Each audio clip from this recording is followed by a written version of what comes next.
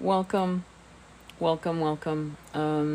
Please follow me on YouTube and follow me on TikTok. And we're going to talk about chaos before the peace. And I'm going to read something to you.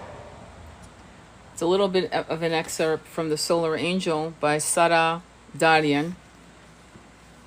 And then we're going to talk about what's going on right now with, I'll talk about it now actually, then I'll read. So the trauma of watching people being kidnapped in masks, knowing how much money they're making, sign-on bonuses and stuff like that. They're like perks to kidnap people. The people they're kidnapping, there's no other way to put it. I don't know. There's no diplomatic way to put it. Many of them, as you all know, are Americans, and as everyone likes to point out and judge, did it the right way. They did it the right way. I don't think people understand when people are leaving a country because they're afraid for their lives, sometimes because they're gay, sometimes because they're, especially women and children. I remember out of South America, a lot of women and children were escaping because of the barbarism that was going on in various parts of South America during the 70s. It was a real fucking problem. And those of you who remember very, very well the atrocities in Argentina, El Salvador, and so forth. So to judge people who just want a better life and to criminalize them for wanting what people wanted on Ellis Island is absurd, and it shows a lack of empathy and consciousness. But I'm going to bring something else to your attention that I don't think people are realizing. So my son's African-American friend, it's important to note her race right now because this is important. Because she's 35 years old, a single mother working 3 jobs in this motherfucking country. She has no health insurance. And because she makes too much, you know that story. But not enough to thrive. And she got to witness a Latino man being kidnapped.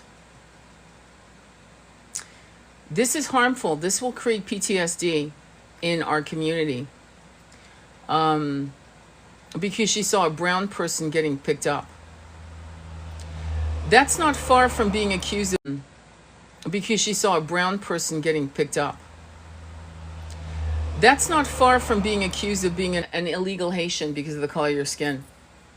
They can make up whatever the fuck they want. They can say if you have white skin and dark eyebrows and dark eyes, they can say you're Persian. And dark eyebrows and dark eyes, they can say you're Persian, that you're illegally from that part of the world. And I'm not here to create paranoia. I'm here to create awareness of this kind of abuses going on the daily. And that's what you get to see as you're going to go get a coffee. You're trying to have a good day. You're trying to, get yourself pumped up. And you get to see someone who may or may not survive that experience, depending on where they're sent. Next, not only did we criminalize homelessness, this was last year, we were talking about it. So we went on a 2-step fuckery for the last 10 years where we romanticized homelessness. I'm going to say it like that. People talking about, well, this is what I'm doing. This is how I'm living. I'm saving up $20,000, $30,000. And I think for some people, that was why they were doing it. And many of them, thank God, ended up buying land for 10 grand, $20,000, whatever. But they were showing us how they were living in the back of their car. And sometimes those cars were cars. A Corolla Toyota. It was not an SUV. It was not a van. It was a car. And they were living in these cars. And there were people living in their cars for 2, 3, 4, 5, 6, 7 years. And we've normalized that. And so now they've institutionalized, and please pay attention to the word institutionalized, that they're now going to forcibly house homeless people. Most people that are homeless are going to have, I hate to use the word mental health issues. I'm going to use the word which is appropriate, the term to describe it, trauma from being homeless, fear from being homeless, grief from being homeless, self-hate from being homeless. How did I put myself in this position? Self-hate. And that creates depression, which is completely natural. Similarly to if somebody you really, really love died, you're going to be depressed. Okay? You're going to be depressed. And so we have a nation of depressed people, just like our veterans came back depressed. They're supposed to be depressed. They saw some horrible shit you'll never see. And I just described at the top of this talk of a young woman going to get herself a cup of coffee and seeing a Latino man being grabbed by ICE and how that impacted her. Imagine what vets have seen. Of course they're going to come home depressed. So now we've decided that mental health, depression, is something that needs to be forcibly addressed. Forcibly. Many of these people don't even have identification. They have no way, and social services won't get off their ass to do it. And I know that from experience, from helping a few people trying to get their ID.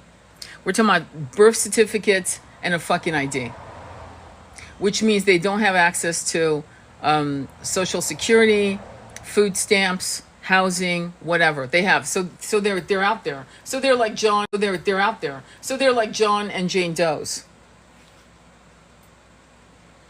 But the talk that I want to launch in everything that I've just shared with, not to mention the fifth stage of famine in Gaza, is that there is chaos before peace. And this is classic, actually. But the difference that's happening now, as opposed to all the other ages where we saw very similar occurrences, because we're like wash and repeat. But this is like a crossroad moment where we don't have to wash and repeat another age. Let's say this situation that you're like alive to see, this particular timeline does not have to repeat itself in the next 100 years. Your future generations, your future incarnations, should you choose to return back on planet Earth when it's in 5D, will not be this way. That's really the end goal. And so as you are witnessing all of these things going at you, coming at you through social media, channel, newspapers, discussions, editorials, and so forth, it's coming at you fast. It's intense. Okay? And we have never been a society that got to see ever.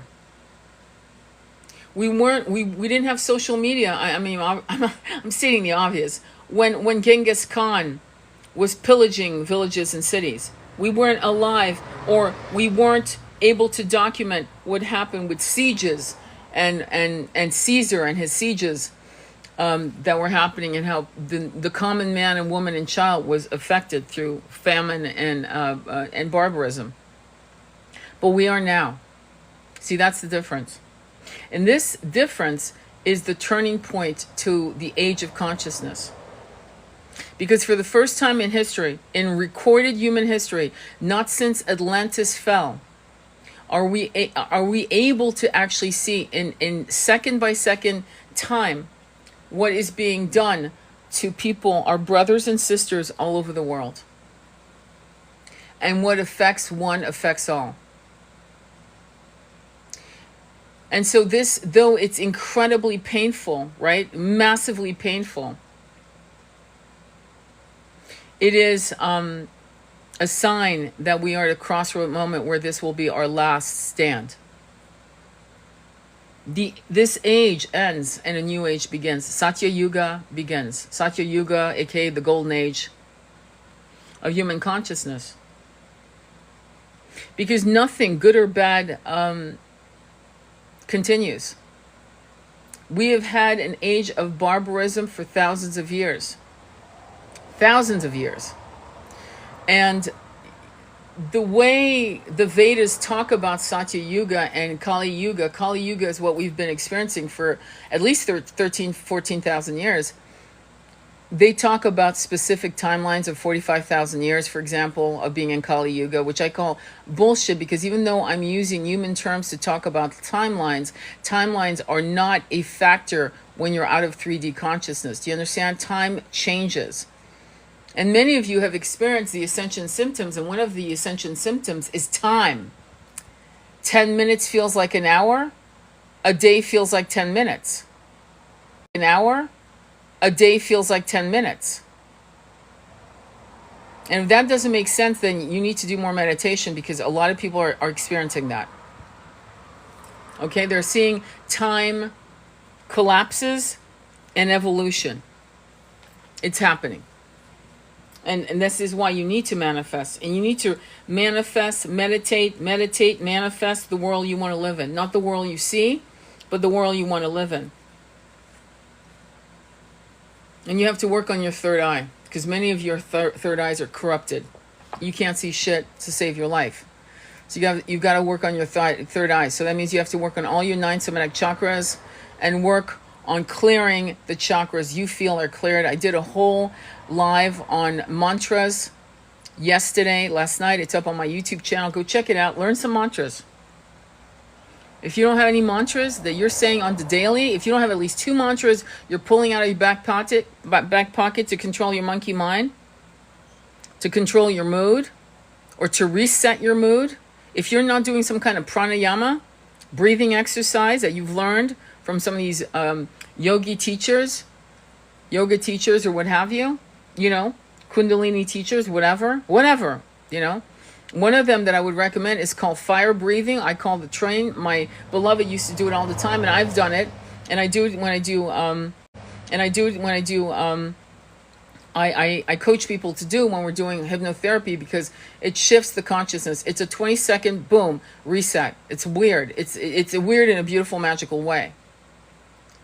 And chanting is going to be very important as you walk through barefoot on the fire of broken glass.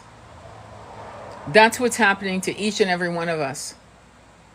And so I'm not telling you to have faith, because faith is something that you have to believe from a place of ancient scriptures, and the proof is in what we're seeing has been written about, what we're experiencing in this demonic age. The last death throes of Kali Yuga are upon us. Proof that we are on the blasting, fresh, new dawn of a Satya Yuga. Proof. So I don't want you to fucking have faith. I want you to know that you're in 5D. Take a shower in 5D. Eat, drink your coffee in 5D. Play little mind games with you until it is so. Be a child again. And when you were first incarnated as a child, you were closer to God than you've ever been. And you go back to that childhood belief of the infinite possibility. And you go back to that childhood belief of the infinite possibilities. So I'm going to read to you something that I don't wholly agree with. Okay, hopefully you can hear me. And I don't know why I always fucking get calls when I'm doing these lives. It's driving me crazy. But anyway, so this is the book called The Solar Angel by Torquem Saraydarian, Saraydaria. Okay? I bought this book years ago. And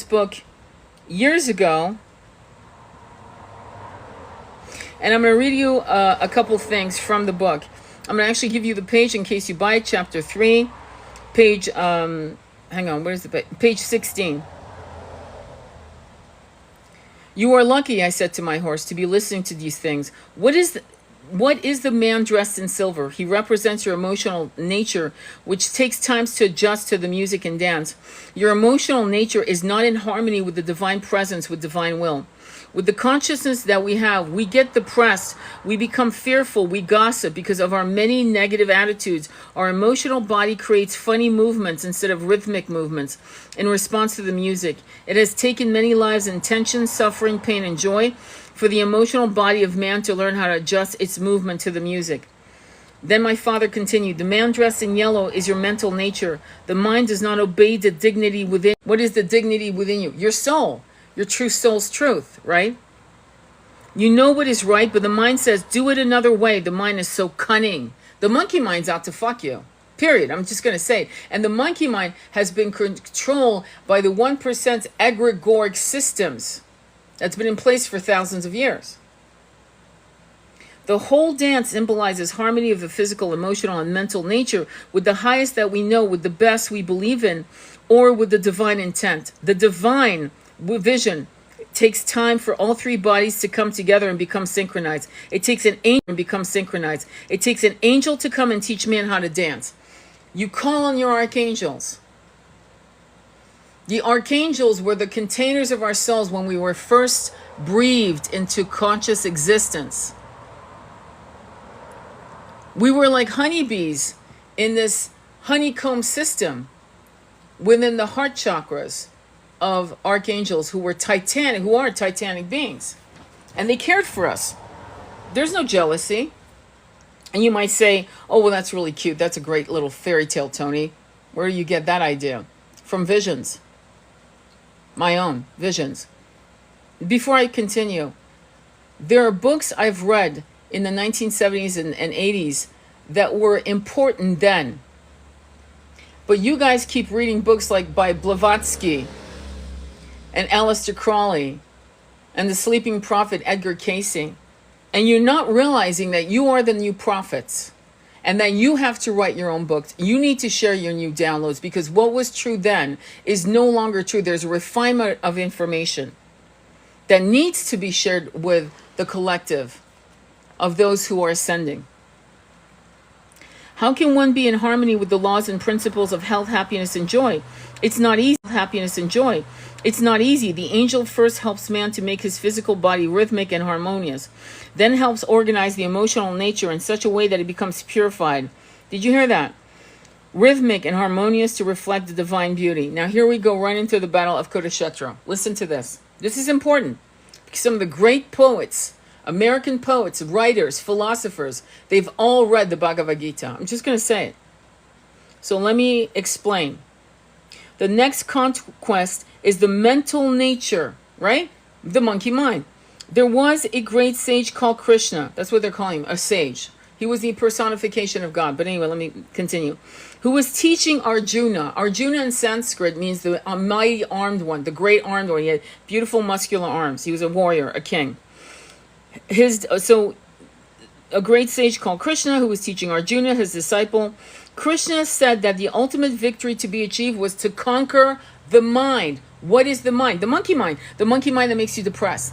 The monkey mind that puts you in a fucking mental hospital. The monkey mind that tells you that you'll never win. The monkey mind that shames you that you've failed before and you will always fail. You're a fuck up. What do you think you're doing? The monkey mind is the mind that accepts what a toxic parent says, a toxic teacher tells you, a toxic lover tells you, or a toxic friend.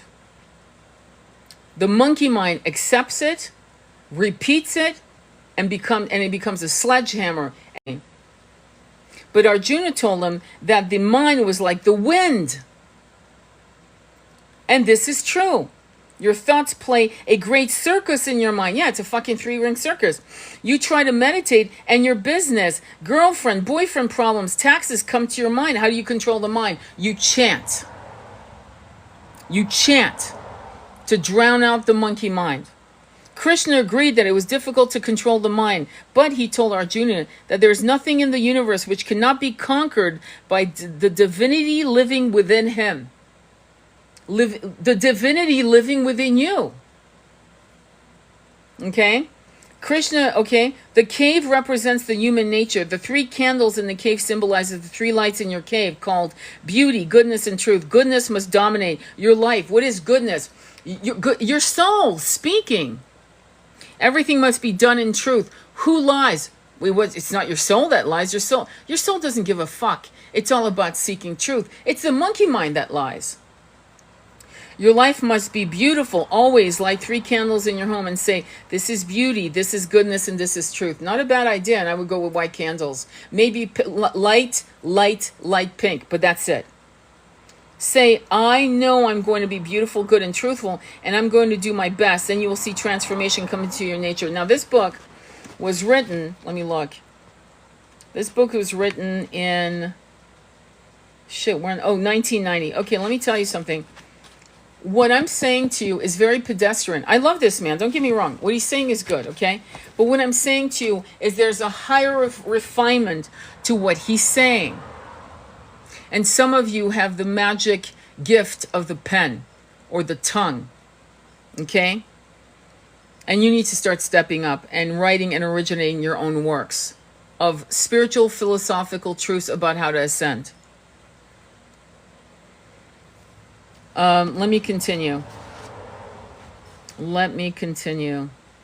The 7 shadows symbolize your 7 vehicles. Your physical body is a shadow, which means it is not reality. Well, we know this, right? Because it's temporary. But your soul is infinitely immortal. But this body is not.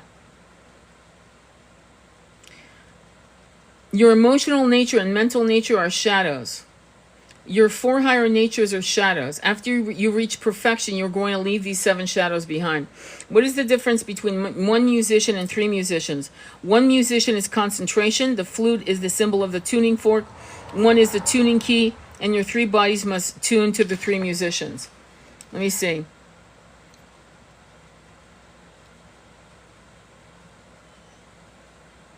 Listen to this. The bird symbolizes the human soul. In Egypt, a bird is seen flying out of the coffin. 4,000 years before Christ, a bird was the symbol of the human soul. In the play, the bird that came back was like a human soul, but it was different. It was the guardian angel, the solar angels. The spark.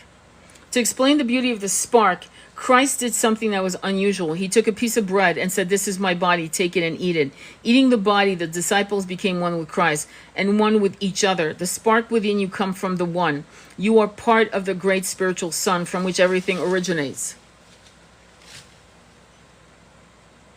The spiritual sun is the bread, and parts of it that went to the universe are from the spiritual sun is the bread, and parts of it that went to the universe are from the same spiritual sun. You are a spark projected into nature at the beginning of time. The spark went through the universe and built a physical, emotional, and mental manifestation until the human being became into existence.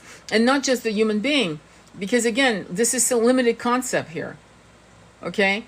We did not become human beings first. We came into conscious being to develop from spark energy into matter on other planets. And eventually we fell into lower dimensions. Some of us purposely, some of us because we were a match to it, because we fucked up, and some of us because we didn't have enough self-love. And again, we were a match to a lower consciousness, a lower frequency, a lower dimension of reality. We say brotherhood of humanity, but this is wrong. We should be brotherhood of everything, brotherhood and sisterhood of everything. Animals are our little brothers and sisters. Birds are our little cousins. Flowers are our grandchildren. Condense and build the atom. From the atom, the spark graduated into the vegetable kingdom and built millions of forms, and then entered into the animal kingdom. Eventually, the spark graduated from that kingdom and became, he says, human. And again, I reject that, because I know from my own remembrance that we were first starseeds. I mean, ego. When the spark is identified with the mental, astral, and physical body, you have an ego. Ego serves the bodies instead of the body serving you. When you are an ego, you are an egotist, which means you always search for the benefit of your body at the expense of others. That is ego. When you identify with your emotional nature, you have an emotional ego. If somebody hurts you, you want to bite and beat the one who hurt you. The mental ego has vanity, pride, hypocrisy. It means the spark is the mental nature is serving, obeying, and working for the mind instead of making the mind work for you. If you are working for the body, you are an ego. If the body works for you, you are the soul.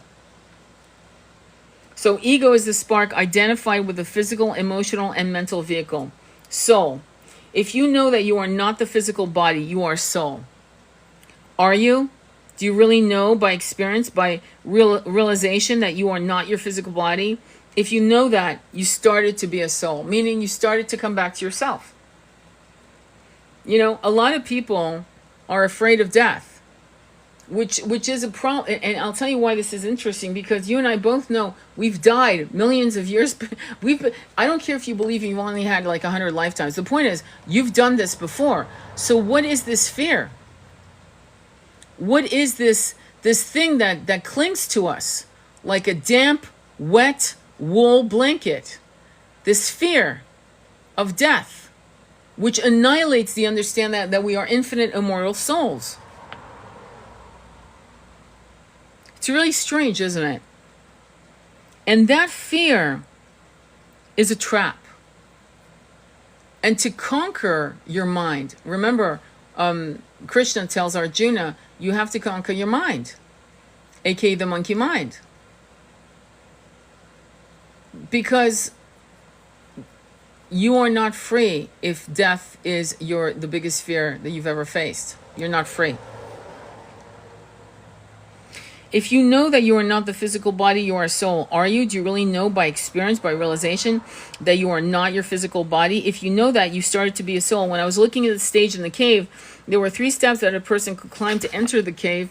Touch the 3 candles. The first step was that the soul knows he is not the physical body. The second step, by the way, just so you know, I'm skipping. The second step is when you start conquering your emotional nature, especially the 5 devils: hatred, fear, anger, jealousy, greed. When you really conquer these 5 things and control your emotional body, you are becoming a soul. I hate when he says becoming. What he's saying is you're going back to your original truth. You're reclaiming your power that you lost through amnesia, through these countless incarnations in 3D control by various Abrahamic religions. You are becoming a soul, a shining candle on the second step.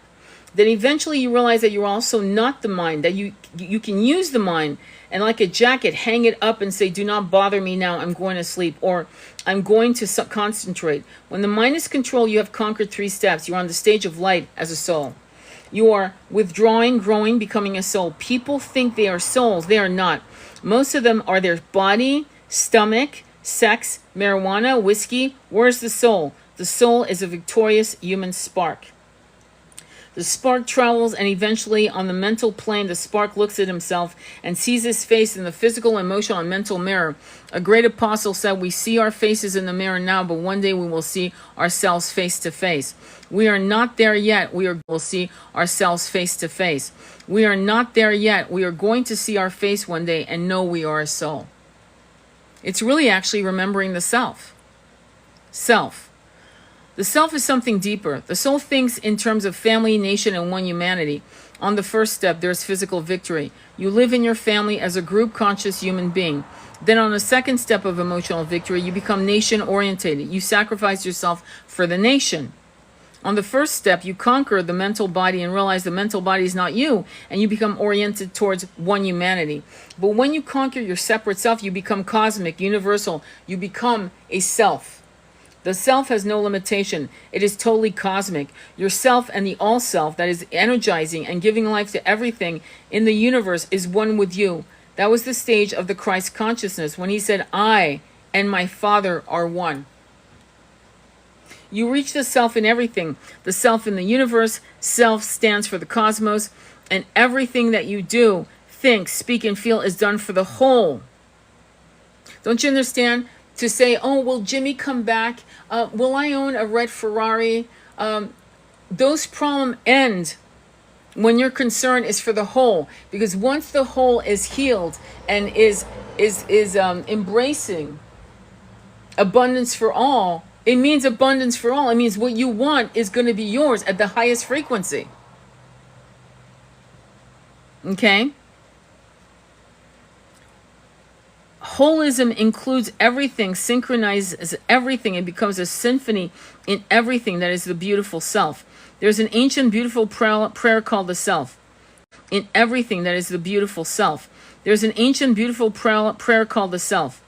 More radiant than the sun, purer than the snow, subtler than the ether is the self. The spirit within my heart, I am that self. The self I am. You are not the candle in comparison to the one who created it. If you go out on a starry night, you see billions of constellations and suns like little stars, but the one that contains them is the self. That sun is within you, and you are that sun. Can you reach that realization? If you reach the realization, you become a free bird. You are beyond your body, emotions, thoughts, worries, and anxieties. You are free from them. Can we reach that freedom? Of course we can. If any man has done it, we can do it. If great ones, great masters, great initiates, great angelic beings did it, we can do it because we are the same spark traveling on the same path, going to the same destiny. What a destiny awaits us. But if anything small happens, we lose our balance, our head, our heart, conquer them. The spark, the self can conquer everything. Do not give up when the body controls you, give up. When you control the body, you gain a little. Emotions control you, you give up. When he says emotions, he doesn't mean don't be apathetic, don't give a fuck that people right now are starving in Gaza, that we have homeless vets, single women, kids that have aged out of foster care being thrown on the streets with a plastic bag with their belongings, who have been abused in the system. It doesn't mean don't give a fuck about that. It means realize what we're co-creating so that this shit no longer happens and no longer cycles. So that the Oliver Twists of the world don't continue. So that the stories of Les Miserables by Victor Hugo, remember, doesn't continue. Because right now they continue. Okay, when you take a person who's never broken the law, that could be thrown in jail for being homeless and has never broken the law. I'm talking about they never even stole a chewing gum. And because they're depressed, because they're homeless, they can actually put in a machine, in a system that will destroy their very being, their very soul. That is a concern for us. It doesn't mean don't fucking have emotions. It means control your emotions. Make sure that you use every power. The spark that was God-given to you is not kidnapped by the 1% egregoric system. That's what it means. By the 1% egregoric system. That's what it means. Emotions control you, you give up. When you control the emotions, you are victory. When the mind controls, you are in depression. When you control the mind, you enter into everlasting joy. Here you find the secret of joy. The secret of joy is mastery. Everything you master and expand increases your joy. Each of you can do this. You must hear and read these things over and over so you can start practicing. A man can become illuminated in over so you can start practicing. A man can become illuminated in 1 second. Who knows who you are or where you are? Maybe for 1,000,000 years you accumulated and have now reached the point where you must burst. Christ held the hand of a dead girl and told her to get up and walk, and she got up. If the divine presence can work through your master, that same divine presence can work through you. Hold the hand of your body and say, get up. There are 4 steps from which you are doing at your home or in your business. Do it with all your might and soul and concentration. There's a book I really need you guys to get. Seriously. It's a very important book. It's called The Prophet by Khalil Gibran.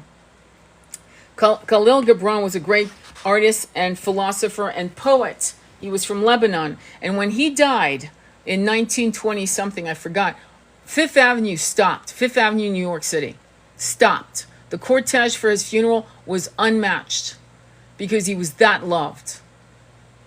Okay? And so I want you to get that book. If you don't have The Prophet in your library by Khalil Gibran, you're not doing it right. It talks about on marriage, on work, on love, on children, on everything. And of course, he's written many other books, but that's the one. It's a primer. You need to have it. Let me continue. Give your heart, mind, emotions, and concentration. If you're in the kitchen cleaning utensils, really concentrate. Do not do anything in hatred, in a hurry, right? Don't do that, right? Why? Well, because you're putting that energy and you're actually depleting your spark. Whatever you're doing as if you're doing it for the Lord. If you're polishing shoes, say, these are the shoes of God. If I'm going to make them beautiful, when you clean the house, clean it as if a divine angel or Christ is going to visit. That's a hell of a statement.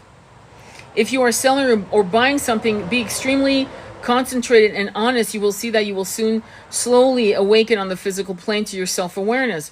Whatever you do, do it with great love, dedication, and concentration. I'm going to skip some certain things because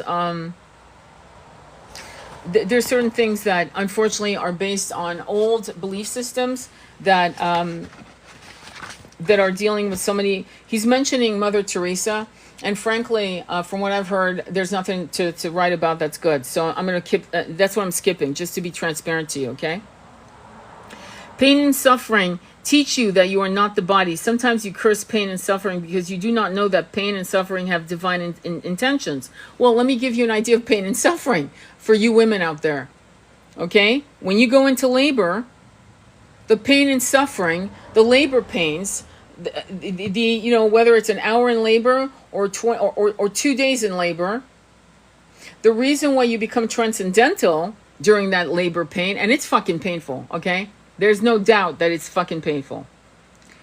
You've transcended the pain because it has a purpose. You're about to release a brand new life, a little human being into your arms with the spark of an infinite soul.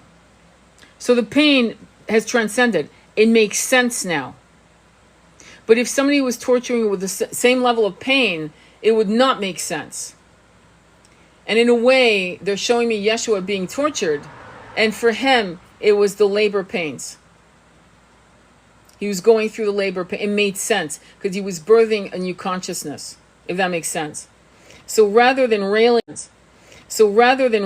against what you're being challenged to do, right? Which I am, and trust me, I'm not walking on water, okay? So I'm not telling you I've mastered this shit clearly, okay? I'm sharing this with you as if you were my friend in my living room, okay? That lesson is not for the body. You're really realizing little by little that you are not the body, that you must stand beyond the body. Observation. You're going to observe your hands, your emotions. When you're feeling, you must observe it. When you are thinking, you must observe it so that eventually you come to the realization that you are not the body. When you walk, observe yourself. When I was 13, I went to a monastery in the mountains. When a man asked me what I wanted, I said, I want to see what the soul is. What else, son? I want to know how I can achieve immortality. He said he would teach me. The next day he took me to a yard and I was told to walk to the wall, hit it, and then walk across the yard to the other wall and hit it. And then what? I asked. In a few minutes you might be enlightened, but there is one piece of advice I want you to give you.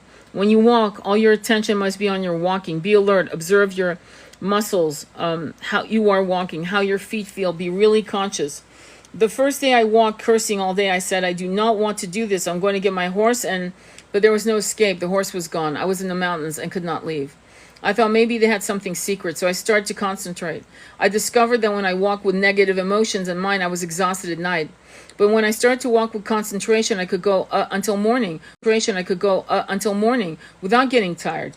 Then I came to the conclusion that concentration generates energy to the body, and that is why the Bible says anything you do, do it with all your might and heart. There's a secret in it. I walked for 6 months. I was feeling better and better. One day before the 6 months were over, I saw my body walking, and I was watching my body walk. My teacher cried, "You did it." So he literally went into a state of self-hypnosis, if you will, and left his body and became a witness to his body. Observation detaches the soul from the body. This was learned from practical knowledge. 6 months of practical knowledge. My body became so beautiful, strong. My mind was so concentrating. The energy was flowing. You can start doing this when you paint. Concentrate when you play. Concentrate anything you do. Absolutely. That is the observation. Mastery. When you give an order to your body and make it obey, that is mastery. One day my teacher told me to teach my body something daily so that it learned to obey. I created many different things. One thing I did was to tell it to stand on one foot without moving for 2 minutes. Then I daily... Do you understand why yoga is important? That's what yoga is for. It's not to wear the cute little outfits and get a cappuccino. Or a chai. Let me get a chai.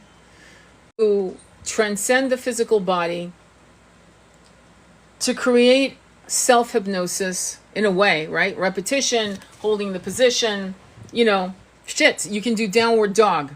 You can do sleeping. You don't have to do anything crazy. You can do the cobra and get a complete consciousness shift, right? Observation detaches the soul from the body. This was learned from practical knowledge. Just repeating that.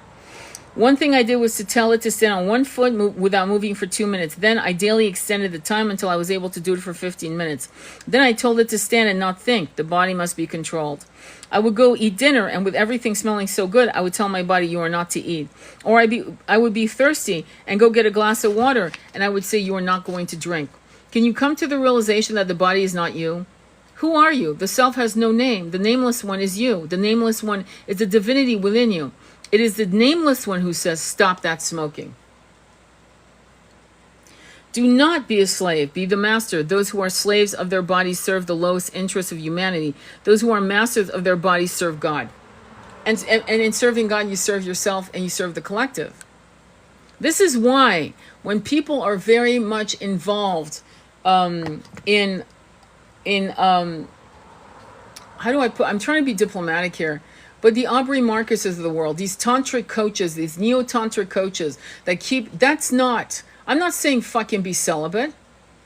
I'm saying even sexuality has to be done with a mindfulness with your partner so that you can actually achieve incredible evolution. Tantric sex should be something where you guys are doing it for 8 hours, 6 hours, 8 hours of constant concentration and bliss. And that kind of bliss, using the root chakra as a conduit, as a battery, right, is going to ignite your chakras. And this is why I'm so against Neo-Tantra. It's all about it's rewiring the brain, the monkey mind, to just constantly want more and more and more and more. And more can never be satisfied. Whereas when you do things on the level, even creating a beautiful connection with your lover, using Tantra as a wonderful tool, yoga, Tantra, pranayama, chanting, and your daily life as a householder, which means you have a job or you're running your company or whatever the hell you're doing. But you're doing it in consciousness. You're doing it with finesse. And you're constantly toggling between the understanding that you're having a human experience in this temporary vessel called the human body, and you are the spark, the living spark, a conduit, a fractal of Krishna, of Yeshua, of of Mary Magdalena, whoever, whatever that you want to connect to, right? Or Archangel Michael. And this is very important because it puts you, you're offering yourself true power, true freedom, and true joy and fearlessness. I mean, that's the point. Oh, you're going to love this. A few years ago, a lady came to me and said, I track the wrong man. Can you help me so that I can track the right man? I answered, the law says that you attract people according to the level of your consciousness. You're going to hate me for this because here's what I'm going to say. I agree. Why? Because we women love to nurture and we love to be needed. And when we see someone broken, it's not because you're bad. It's not because you're stupid. It's because you want to help. Women love projects, typically, and they're changing. Women across the world are changing that mode of self-destruction. But here's what he says. Change your consciousness and you will attract the right man.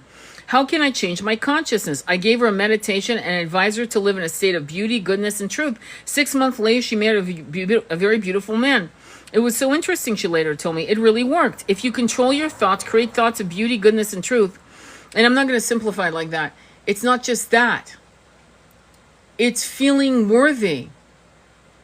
It's not just creating thoughts of beauty, goodness, and truth. It's believing that you are an evolution of that, a fractal of that you are beauty, goodness, and truth, that you are, and that you are worthy to be with a man or a beloved, let's say the opposite sex, or a same gender, that you deserve. Not because you're egoic, but because you don't need any more projects. You don't need projects. You need to build a new universe, a new planet. And so we can't constantly work and tinker with the fucking broken engine. We need to create a new planet, a new Earth, 5D. And that means that we can't concentrate on people who can't even figure out how to heal themselves. Does that make sense? If you control your thoughts, you control everything. The teachings of great masters say that the soul comes first to build his body. The theory that the soul comes 3 or 6 months after pregnancy is false, he says. I disagree. I completely disagree. I think it depends. I think that some souls come at conception, like literally boom, and some souls come later. And some souls decide not to take in that incarnation in that family, and hence the miscarriage or the stillbirth. Okay? I don't think it's that simple. And again, you're never going to hear me agree with everything I read, but I still will read it to you. You need a nucleus to build the fruit. The nucleus comes first. The nucleus is the human soul, the human spark. When the spark comes, the etheric body is formed. Solar angels. Solar angels are our guardian angels. Every human being has a guardian angel. According to the secret doctrine, again, I don't like Blavatsky, but let's move on. In an esoteric teaching, solar angels came to human beings 18 million years ago. 18 million years ago. Okay, well, let me put it that way. When we were created, one of the things we have is a solar angel and a guide. About 18 million years ago, there were hosts that came in 3 great waves. The first wave came and looked at humanity. They said that humanity was not ready. And again, I disagree. I disagree. Because the first wave was us having incarnations as starseeds on other planet. I'm sorry. I have to disagree. But let's move on. They said that humanity was not ready. The second wave came and planted into the mental body the bud, which in ageless wisdom is called the 12-petal lotus. The third wave came and dwelled in the lotus, also called the chalice, and used it as an anchorage. The intention was to expand the consciousness of humanity in such a way that it mastered its physical body, emotional body, and mental body step by step. The great teacher within you, the Christ within you, the light within you shines from the beginning of your life. The intention was to make you the master of yourself. Well, let me put it this way. From what I've seen from hypnotherapy sessions to the Akashic readings that I've done with clients all over the world, different backgrounds, different religious foundational structures and so forth, we started as starseeds on other planets. Are there earthlings? Of course they're earthling. What does that mean? People that have only incarnated as on Earth. They've never been starseeds. They've never had incarnations on other planets. At least so far, I'm going to say that until further notice. And for those of us who have been starseeds, one of the things that made us, fall, it wasn't so much that we fell because we fucked up. Some of us, like I said before, to the top of this live, I said we fell because we wanted to experience different parts of ourselves and we thought it would be temporary, swear to God. Some of us were walk-ins and we got trapped in the cycle of 3D. And we didn't realize. Some of us got caught up in the turmoil of fear, and that lowered our frequency until amnesia collapsed our true spark. And we weren't able to recover for, at least 2, 3, 4, 5, God knows, maybe, millions of years. So until you reach that state of mastery and to the consciousness of the self previously explained, the solar angel or inner guardian is with you. When you reach that destination, the master of all your bodies, the soul angel, leaves you and proceeds in its own evolution. The bird flies away. One day when I was with my teacher on the seashore, I said, Master, how many times was this universe created? I have something to do in the temple, he said, and while I'm gone, count how many waves are hitting the rocks. He went, and I started counting. I kept counting, and finally he came and asked, how many waves did you count? I stopped at 300. Do you realize, he said, that after you stop counting, still the waves continue, and before you started, millions and millions of waves had already hit the shore? Yes, I answered. That is what creation is, my son. There's no end, no beginning. The snake bites its tail. Do you understand that symbol?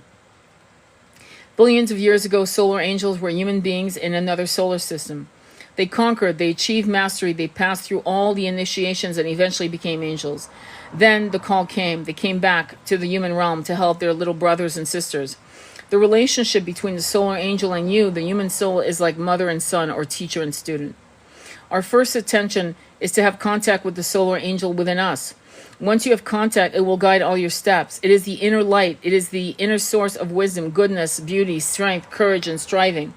Every human being must come in contact. Immediately after one comes in contact with his solar angel, he gradually grows into it, and a day comes when a divine marriage takes place. Esoterically, we call it soul fusion, in which you, as a human soul, becomes equal to the light of the solar angel, and you become the inheritor of its wisdom, beauty, and energy. Anyway, I will stop here. Actually, I'm going to, no, let me continue a little bit, and you're going to get triggered. I'm going to tell you that right now. And we have to somehow understand how important these things are. By the way, if you missed the beginning of this live, it'll be on YouTube in a few hours. Physical hindrances: alcohol, hallucinogenic drugs, marijuana, meat, excessive sex, and crime. Alcohol prevents you from contacting your solar angel. Hallucinogenic drugs creates a wall. They destroy a bridge between you and the solar angel. The greatest danger to our youth is drugs. Drugs make them criminals instead of angels. Marijuana prevents soul contact. The greater danger of marijuana is that it puts the user in contact with dark forces. The odor of marijuana attracts dark forces. Eventually, the user loses his health and sanity. Okay, I'm going to say that I feel that this is true for certain people who smoke, and you know who you are. You smoke like it's a job. You're clocking morning, afternoon, and night. That's 3 joints per day, right? I could see that being a problem. I'm going to be honest. But some of you who smoke here and there, I'm not going to fucking go with this. Okay, I'm just letting you know. Meat creates hindrances because it pulls you into animal consciousness as much as possible. Avoid meat unless it is necessary for health reasons. Again, I'm going to disagree with that. Meat, and I'm a vegan. It's not that it pulls you into animal consciousness. It's that it pulls you into the fear, the cortisol, the fighting for its life, the smelling of the blood against the walls before its life is taken. All of that is infused in every cellular system of that animal before it lights out. That's what it does, and that's what you eat. So you eat violence on a plate, and that I will say yes. Excessive sex depletes your energy, prevents contact with a solar angel. When sex energy is sublimated, it creates some kind of substance through which you can come in contact telepathically with your solar angel. That is why all monasteries, great advanced sages, use sex very economically or became celibate. If you want to teach higher realization, minimize your sex life slowly until you reach your destination. I would say no, that's not it. No, I disagree with that, and I'll tell you why. Because casual sex with fucked up people, and this is something I spoke of with a client of mine, and I'm going to be very, trigger alert. And I'm going to warn you right now, trigger alert. So her beloved wanted deviant porn, and it went against her shit. Okay, it went against her own evolution and understanding of what sex would be, because women are nurturing and accepting, and more women are non-judgmental than men, she went with it in spite of her own desires and needs. And what it did was muddy up her chakras, muddy up her self-worth. And of course he betrayed her, because a man that doesn't have a control of these desires doesn't realize that these are very deep, dark, basement-like sexual desires. When he betrayed her, she really turned on herself with self-loathing. Okay? If she took him back, which she won't, but if she took him back with all the celibate work she's done, because women don't just, most women who love like that don't just go up and get, go to a bar to get fucked. Okay, most women don't do that. Okay, they'll be celibate for a year, 2, 3, 4, until they've healed their wounds. And what happened, if she took him back, is all that clearing, all that purification. I'm going to call it purification. Or if a man cheats on a woman, or if a woman cheats on a man, they drop the dirt, the muck, the bullshit of a casual partner. See, most people that have their shit together aren't casual partners. That's not their thing. They're not into casual sex. They're not into casual talk. They're not into pedestrian thinking. So when that happens, you actually create a spiritual STD.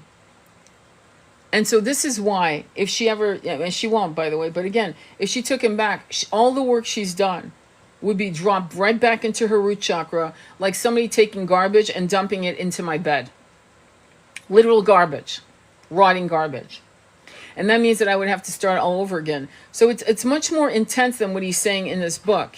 Okay? Casual sex is much more intense than that, in my opinion. Excessive sex is determined when it leaves you weak, you cannot concentrate, you become irritable, your voice loses its beauty, you have more tendency towards negative things than harmless things, and you must watch yourself. It's like spending money. When you spend money that brings something beautiful, spend it, but if it's taking away beautiful things, do not. Emotional hindrance, hatred, jealousy, fear, anger, greed, depression, irritation, revenge. Revenge. That's big. Because revenge is saying, oh, he cheated on me, she cheated on me, I want to get back to them. I want to make sure that they're not happy. If they're happy, if he left me for someone else and they're happy, how is that fair? How is that fair? I'll answer that. How is that fair? He took his sexual deviancy and now it's no longer your problem, it's someone else's problem. That's how the universe is fair. And if you think that's happiness, your problems that you had to absorb is now someone else's problem, and it's going to be their pain. Because weren't you in pain when you were fucking capitulating to these weird desires that were not yours? 50 Shades of Grey on steroids type of shit? Are you not healed now? Yes, but I miss him, miss her. Yes, I understand that. But miss what? You miss the spark, their soul. You don't miss this body, this soul that's trapped in this 3D body that has these weird fucking desires that you had to fucking capitulate to or else lose him or her. That problem is done. It's no longer your problem. Someone else's problem. And you need to let go so that you can actually attract a partner you deserve, that deserves you and you deserve them. You're crying for a future that was never real. You're crying for a human being, a lover that was never going to heal this shit. They were always going to be toxic, drunk, high, and demanding those kind of sexual perversions. And that's damaging to you. This is what my father used to call, and I'm going to say it, turning someone out. Turning someone out means you've got a beautiful... I had a relative who married a woman who was wired to be monogamous. That was her thing. And he was a swinger, and he was a swapper, and this and that. And he said, yeah, and this and that and the other. I go, why would you turn her out?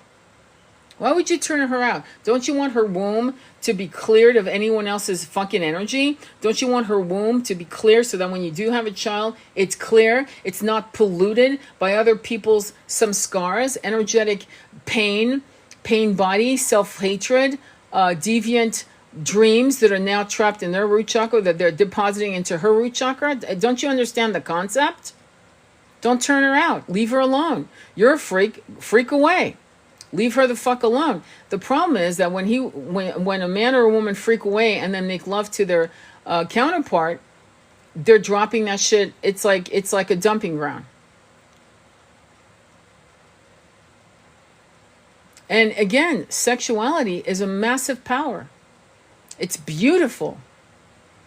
And it works well when you have a soul connection with a human being, a soul connection of a higher level, high-level soulmates, twins, and so forth. It doesn't work if there's no soul. I don't care how fucking beautiful they are. It's going to feel like pedestrian sex. You're not going to be in it. Or unless you're taking something to make you go in it, aka ecstasy, for example, which you could have a watermelon in front of you, and that would be erotic. Okay, at that point, so it's not real. It's not correct. It doesn't honor you. It doesn't ignite your spark. And as I've said 100 million times before, sex can heal or sex can destroy. And I don't have to give you examples of those. You should know that that's the truth by now. You should know. So, revenge. Is this person going to get their karma? Can I ask you something?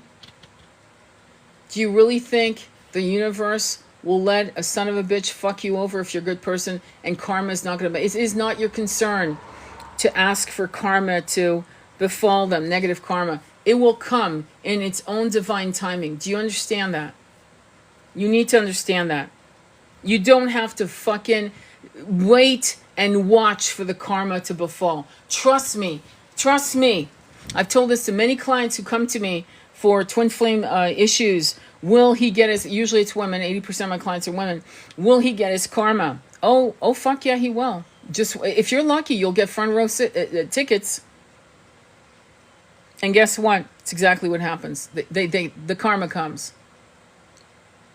You can't fuck over a good human being, and especially if you're a twin, and get away with it. It's not happening. It's not happening. Not in the 21st century. In the 20th century, 19th century, 18th century, I could see taking a lifetime or two for karma to come. But now, oh no, it's in one lifetime. You'll see it. You'll see loss of money. You'll see loss of health. You'll see loss of life. You'll see it. And so to wish negative karma on any human being because you want to feel validated or you want to feel like they won't get away with it is really self-harm. It's like you cutting yourself hoping they bleed. Irritation is a hindrance that creates tremendous walls between you and your soul angel. It creates poison. It is responsible for disease and cancer. Doctors and scientists are proving that the first enemy of the heart is irritation, and that cancer is directly a result of the irritation. The best method to avoid irritation is to try to see beauty in everything and expand your compassion. If lightning and thunder start and you think for a moment that it is the end of the world, you become irritated. But if you think that lightning and thunder are blessings, cleaning the air, burning bad thought forms and creating beauty and peace, you do not have irritation. We must do the same thing for each other. Try to see the beauty in each other. Mental hindrance, laziness, hypocrisy, bribery, flattery, prejudices, superstitions, and preconceived ideas. You know, honestly, when you go through your own evolution of self-realization, you'll realize that when you go through your own evolution of self-realization, you'll realize that you'll start getting into the habit of saying thank you. Thank you that I lost my job. Thank you, God. Thank you. I know you're wise. I know I was never going to lose. I was never going to leave that paycheck. I was getting up angry every day, or sad, or depressed, or feeling trapped. And you removed the job. And I have credit cards, and I have credit, and I can do things with that money and gather it all up and maybe start something for myself, maybe leave the country, leave the state, whatever. But I am not a victim. I can create something new. In fact, this space of losing my job and feeling humiliated, I will not feel humiliated anymore. You are smart. You are wise. You removed this job so I could grow. So it's saying thank you and being in full gratitude even when something like that befalls you. And strangely enough, if you go into that realm of consciousness, the universe will provide. I'm not joking. That when the universe doesn't provide, and when you start panicking and feeling self-shame, it feels like you've been essayed. When people get fired, okay, it feels like an absolute abuse. And the self-shaming is unhinged. And you have to give yourself a fucking break. You have to be your own advocate. You need to be the father, mother to your little inner child and protect them from self-harm, meaning beating themselves up, allowing the monkey mind to beat them up. Instead, wake up every morning going, thank you, thank you. I'm so thankful. I'm so thankful. And I'm going to enjoy myself. I've told so many people who've lost their jobs, please, can you just give yourself 10 days of vacation? I'm not joking. Like, don't start looking for a job for 10 days, 9 days. I can't. Okay, give yourself 7 fucking days of doing nothing, of taking walks in the woods, of sobbing, of saying thank you for everything, for your ability to walk. Your ability to have hold your cup of tea without your hands trembling. Your ability to actually think, feel. Because you don't have brain cancer. You're not paralyzed from the neck down. You're not blind. You can actually see the birds and hear them. You can smell. You are free to do whatever the fuck you want with this incarnation. The motherfuckers who fired you are not your gods. They don't control your life. They actually don't. In fact, it wasn't even them that fired you. It was the universe that said, you'll never let go of this toxic job. It's making you sick. You know it. So we're going to fucking pull the plug. And you say thank you. Until you feel it. Until you feel the spark of joy. And until something else, and you know it, something fabulous is going to come through. Something fabulous. I've been doing this kind of method since I was 32. When I first quit my first job. With nothing in front of me. Nothing. 2 weeks notice and nothing else. No money. No cushion. No parents. No let me run to mommy. None of that.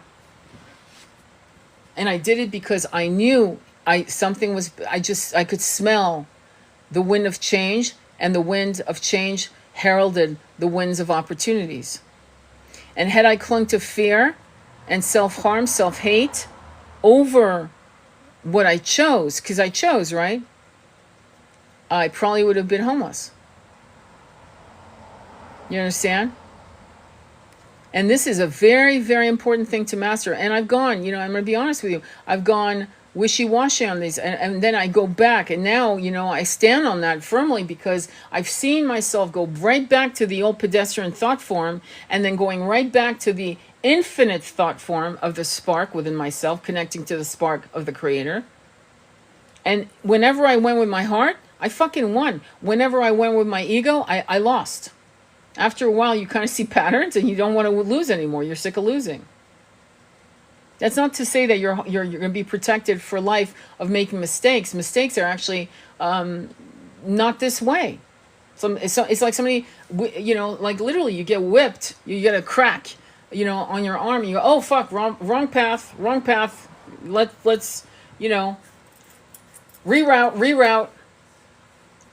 You have to trust these things. You have to meditate on these things. You have to ask for answers. You have to call on your archangels. You have to call on your soul. You have to call on the Galactic Council. You have to constantly be. Your allies are not human beings. Your allies are light beings. Because human beings will spout out their own fear. Oh, well, that's not really responsible to quit a job. It's not really responsible to go to Portugal. You don't know Portuguese. It's not really responsible to start a business. You don't even have a bachelor's degree. You don't take advice from people whose lives you don't want to fucking emulate. You take advice from people, or better even still, from your light beings who actually know your soul contract with yourself. They know it. They know why you came here. They fucking know exactly what the agreement was. They know. And they will help you achieve those goals if you allow them. So, anyway, I'm going to let you go. This was a long enough live, I think. If you missed this live, please go on my YouTube channel, Sacred Intimacy Tarot. Again, the book was The Solar Angel by Torkom, Torkom, Saraydan, Saraydan.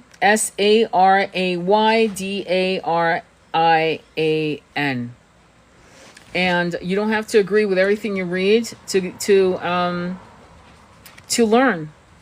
You know what I mean? To learn new ideas, new concepts, or maybe to help you solidify some things that you've actually developed in your own journey of self-realization. Sending you much love on your journey. I'll see you soon. Namaste.